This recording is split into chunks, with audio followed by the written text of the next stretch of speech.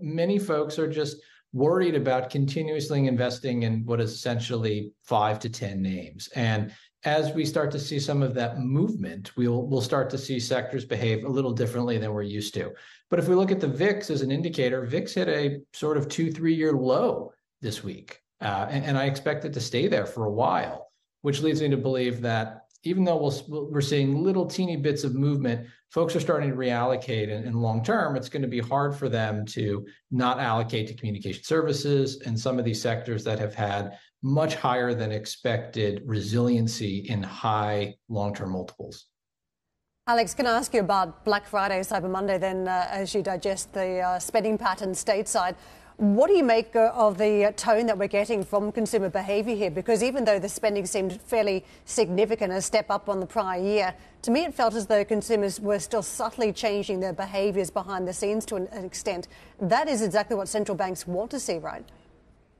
I think it is. And I think it's a sign that the central banking policies are working. And how long before the bite happens is really the question. It's great to see the consumer is still there. We know eventually we'll run out of steam. There's only so much money that folks have. Stimulus dollars are largely gone. This is now the impact, I'd argue, of wage pressures keeping on employers, so folks still have free capital. But something strange happens when you've been at full employment for this long that I think aren't baked into much of the numbers, which are competition for the next marginal job had become very tight. So wages were going up and up and up.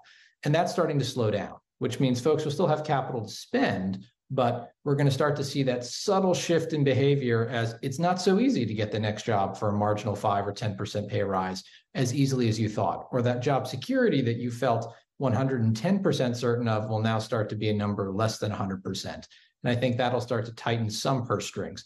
Not meaningfully so right now, but as we start to look into Q1, Q2 of next year, that'll start to happen. Hi, I'm Joanna Bersecci, and thank you for watching. You can check out more of our videos by clicking on the boxes on the screen. And don't forget to subscribe to our channel for more from CNBC International. Thank you for watching.